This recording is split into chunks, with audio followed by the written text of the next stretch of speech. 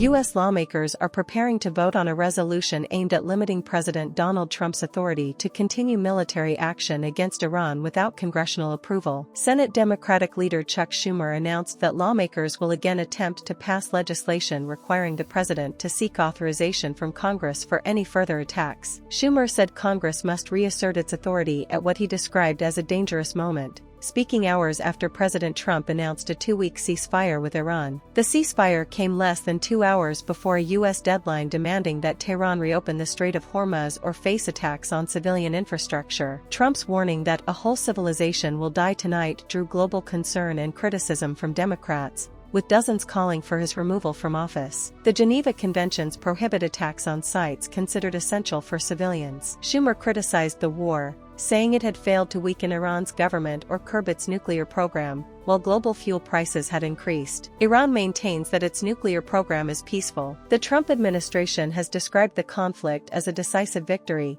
although the top U.S. general said American troops remain prepared to resume fighting if necessary. The White House has defended Trump's actions as legal under his authority as commander-in-chief to order limited military operations to protect the United States. Democratic lawmakers in both chambers have repeatedly attempted to pass war powers resolutions in recent months but have failed, as Republicans holding slim majorities in Congress have largely supported Trump's policies. Under the U.S. Constitution, Congress has the authority to declare war, although short-term military operations are permitted under certain conditions. Separately, House Democratic Leader Hakeem Jeffries said the House should also vote on legislation to curb the war, calling for what he described as a permanent end to Trump's war of choice. In another development, a U.S. Army veteran has been charged with leaking classified information to a journalist. The Department of Justice said Courtney Williams, 40, was indicted by a federal grand jury on charges related to transmitting classified national defense information to individuals not authorized to receive it,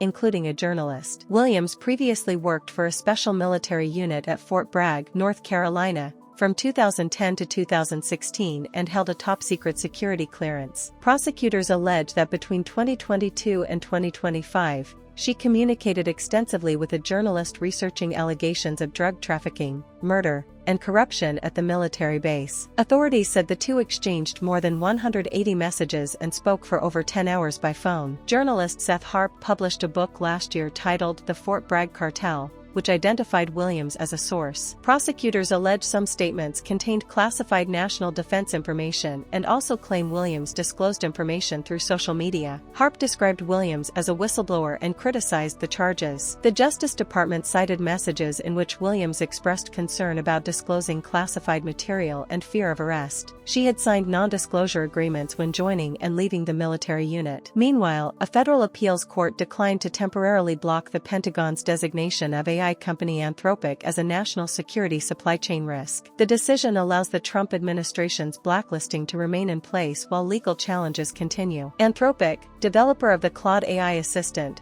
argues the designation was retaliation for its refusal to remove safety guardrails that prevented military use of its technology for surveillance or autonomous weapons. The label bars the company from Pentagon contracts and could expand to broader government restrictions. The Justice Department said the decision was based on contractual disputes and concerns that restrictions on the AI system could disrupt military operations. Anthropic maintains the designation violates its constitutional rights to free speech and due process. A California federal judge previously blocked a separate Pentagon order tied to the dispute, calling it potentially unlawful retaliation. In a separate legal case, a drug dealer known as the Ketamine Queen was sentenced to 15 years in prison in connection with the 2023 death of Friends actor Matthew Perry. Jasmine Sunga pleaded guilty to 5 felony drug charges and admitted supplying the dose of ketamine that caused Perry's death. During sentencing, Sunga expressed remorse, saying she took full responsibility for actions she described as tragic mistakes.